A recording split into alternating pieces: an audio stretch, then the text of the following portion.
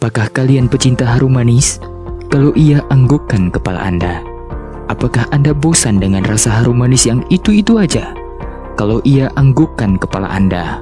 Seorang pakar harum manis yang sudah meneliti harum manis dari zaman megalitikum, Profesor Dr. Haruma Manisa, SKT GG, menemukan sebuah penemuan terbaru, yakni harum manis ternyata tidak hanya berupa rasa manis, melainkan bisa juga asin dan pahit.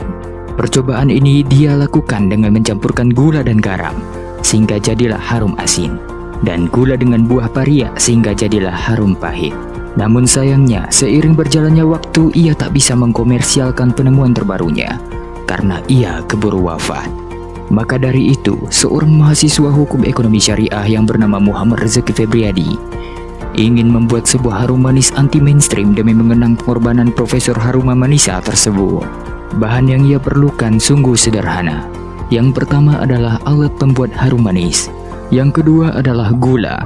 Yang ketiga adalah penyedap rasa, bukan micin. Untuk metode iklan, sang lelaki tampan dan rajin menabung ini menggunakan metode offline dan online, yakni dari mulut ke mulut dan melalui jasa periklanan online. Lalu untuk metode pengiriman juga menggunakan offline dan online, yakni dengan menitipkan harum manis ke warung terdekat secara terpisah, dan menggunakan marketplace online untuk penjualan online. Usaha ini sangatlah sederhana, lebih murah daripada skin Epic Mobile Legends. Tunggu apa lagi? Sukses itu dikejar, bukan ditunggu. Ya, di sini kita sudah berhasil menemukan Bapak Muhammad Rezeki Febriadi sekaligus mewawancarainya. Mari kita lihat apa kesan dan apa penyebab dia ingin menjadi pengusaha harum manis ini. Jadi untuk target pasar, saya itu mengincar anak-anak di bawah umur itu.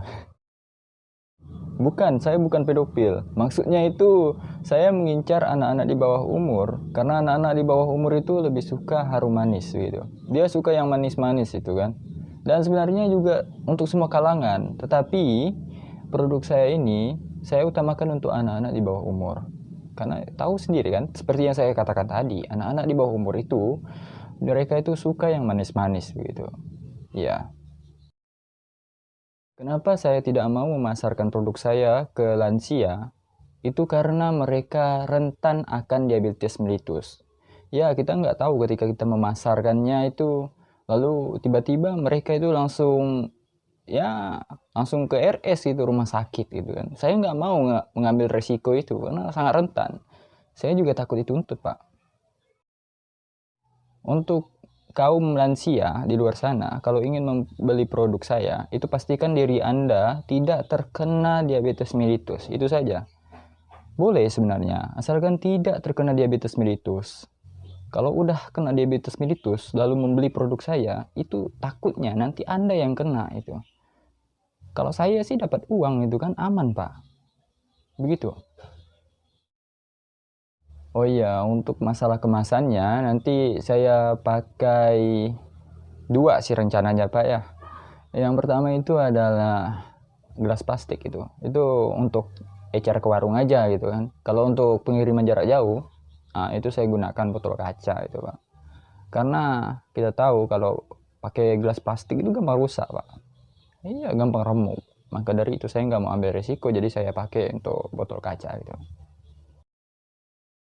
Nah, seandainya ada orang yang menggunakan botol kaca itu sebenarnya punya 2 manfaat, Pak. Nah, manfaat baik dan buruk itu, Pak. Manfaat baiknya itu ya bisa membuat barang di dalam botol itu seperti ini, produk harum manis saya itu jadi tahan gitu, Pak. Nah, itu efek baik. Efek buruknya itu bisa jadi orang habis makan harum manisnya itu langsung diambil botol kaca itu untuk pakai tawuran, Pak. Nah, itu bahaya itu, Pak. Maka dari itu, kalau terjadi hal seperti itu, saya tidak mau menanggung, ya maklum lah, Pak. Zaman sekarang kan, kalau ada apa-apa itu mungkin saya bisa kena, tapi saya nggak mau ngambil resiko gitu, Pak. Dan setelah mendapatkan informasi yang lebih lengkap, akhirnya kami menyudahi sesi wawancara tersebut. Dan terima kasih kepada Bapak Muhammad Rezeki Febriadi karena telah memberikan pembelajaran yang bermanfaat. Tadi saya sudah mewawancarai Muhammad Rezeki Febriadi selaku calon wirausahawan muda ya. Dia ingin uh, berwirausaha sebagai seorang penjual harum manis aka rambut nyonya. Ya semoga berhasil. Dia juga seorang suksesor dari Profesor Dr. Haruma Manisa yang sudah wafat tentunya. Dan terima kasih sudah menonton tayangan ini. Saya akan kembalikan ke studio di sini. Ya, sudah terhubung? Oke, baiklah. Saya Ucok Markoco melaporkan. Ya, terima kasih kepada saudara Ucok Markoco yang telah berada di lokasi dan melaporkan secara detail. Terima kasih. Saya rasa cukup sekian program acara News Liputan 80 kali ini. Saya Ahmad Marzuki mengucapkan terima kasih sebanyak-banyaknya kepada penonton dan kru-kru sekalian. Selamat siang. Assalamualaikum warahmatullahi wabarakatuh. Baiklah, para pendengar dan para pembaca, saya di sini akan sedikit berbicara tentang bagaimana cara memasarkan usaha kita pada masa saat ini, yaitu pada masa pandemi COVID-19. Nah, di sini kemarin makalah saya berjudul cara pemasaran angkringan di masa pandemi saat ini. Nah, tentunya kita harus tahu apa-apa yang harus dijauhi saat kita berada pada masa pandemi ini. Khususnya untuk para pengusaha. Pengusaha itu diwajibkan untuk menyediakan atau menyelenggarakan protokol kesehatannya di wilayah usahanya tersebut. Contoh misalnya itu seperti memberikan poster di depan tokonya, memberikan poster yang berisikan tentang wajib memakai masker apabila memasuki toko ini. Nah, misalnya begitu, ataupun harus mencuci tangan dan memakai disinfektan. Nah, seperti itu. Lalu cara pemasarannya pada era masa pandemi ini, yaitu dengan cara satu-satunya, yaitu dengan cara kita mendaftarkan. Nah, mendaftarkan misalnya produk kita ini ke tempat-tempat yang online pada media sosial tersebut. Contohnya pada Tokopedia, Bukalapak, seperti dan lain sebagainya itu. Dan juga kita bisa memposting di Facebook pada marketplace. Di situ juga banyak konsumen yang melihat atau mencari-cari makanan itu lewat di situ. Jadi pada intinya kita harus menyediakan alternatif baru pada masa pandemi ini. Contohnya kita memasarkan lewat media sosial tadi, contohnya.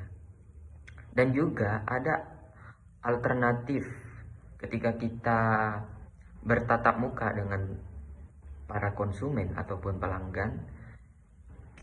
Pada toko kita itu harus setidaknya kita minimal memberikan jarak misalnya satu meja nih yang awalnya mempunyai 4 kursi ya kan. Nah, kita jadikan 2 kursi saja agar agar jaraknya itu tidak terlalu sempit antara konsumen yang satu dengan konsumen yang lain, baik dengan pemilik tokonya, seperti itu. Jadi kan kita pada masa pandemi ini harus atau kita itu diwajibkan untuk menjaga jarak gitu, seperti itu kan. Assalamualaikum warahmatullahi wabarakatuh.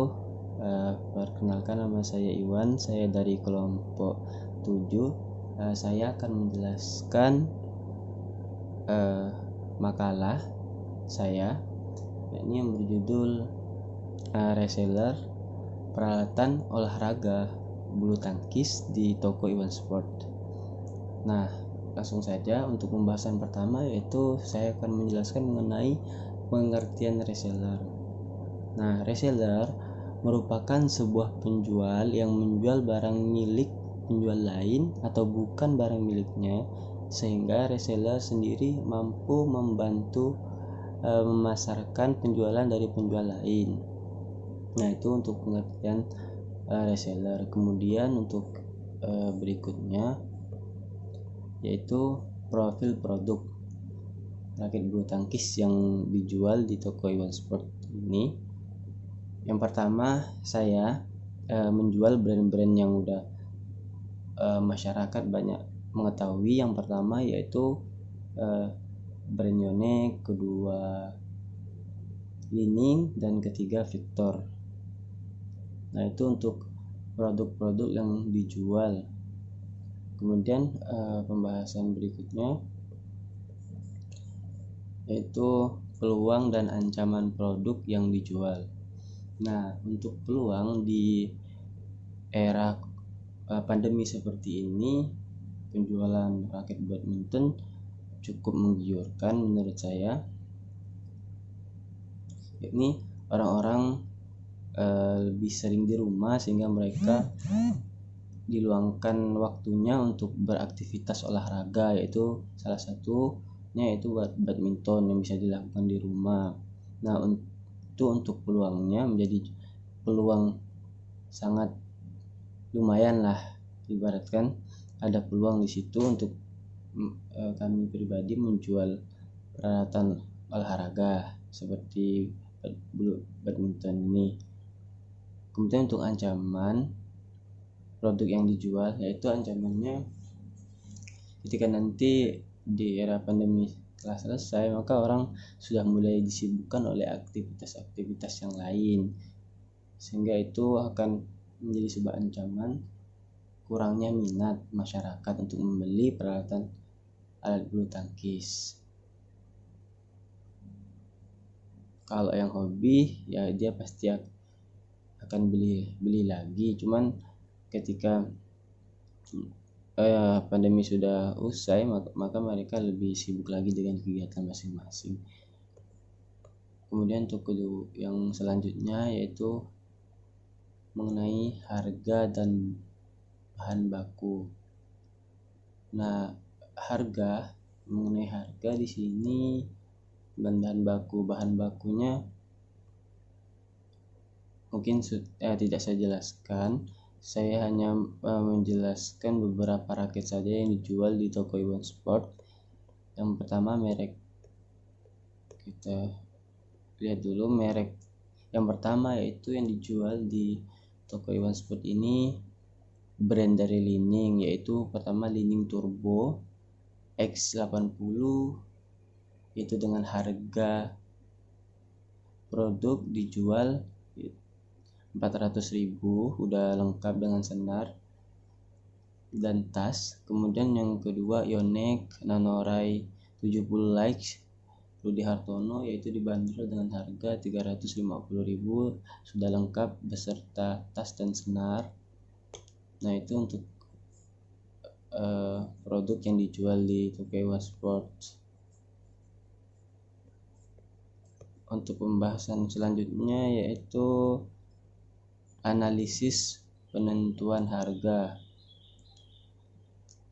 Nah, mengenai analisis penentuan harga produk dari pengalaman penulis sebagai reseller dalam menentukan harga dari produk yang dijual, langkah pertama adalah melakukan survei terhadap beberapa toko online seperti Shopee dan Tokopedia untuk melakukan sebuah perbandingan harga agar nantinya bisa mendapatkan harga yang lebih murah. Kemudian langkah kedua, penulis melakukan survei terhadap beberapa toko offline yaitu toko-toko offline yang ada di daerah Kota Pontianak, seperti salah satunya toko Multisport, Musik Jalanan Jenderal Urip nomor 1C Tengah Pontianak Kota, dan toko Winner Sport dan Musik Jalan Diponegoro nomor 89. Nah, itu salah satu toko offline yang ada di Kota Pontianak. Kemudian strategi pemasaran online dan offline. Nah, dalam menjual barang-barang produk peralatan raket olahraga bulu tangkis ini, penulis menggunakan beberapa cara. Pertama, memanfaatkan media sosial, yaitu seperti akun Facebook, yang mana pemateri sendiri sudah bergabung di beberapa grup di Facebook, yaitu sekitar 20-an lebih, yaitu di sosial media.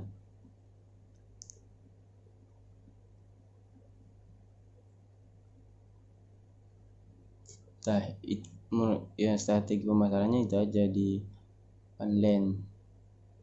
Di online-nya yaitu lebih aktif di Facebook melalui grup-grup yang telah ada.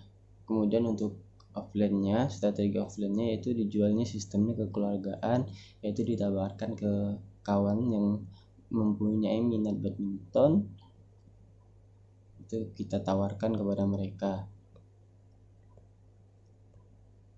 Mengenai proses dan selanjutnya yaitu materinya proses dan layanan pengiriman. Nah, dalam proses pengiriman barang, penulis menggunakan sistem COD, yaitu bertemu langsung kepada konsumen. Penulis selaku penjual sendiri masih belum bisa meyakinkan konsumen karena tidak ada perlindungan hukum untuk para konsumen, sehingga tidak bisa menggunakan sistem selain COD.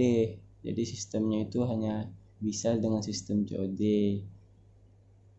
Mungkin sekian yang bisa saya sampaikan, lebih kurangnya saya mohon maaf. Wabillahi taufiq wal hidayah. Wassalamualaikum warahmatullahi wabarakatuh. Terima kasih.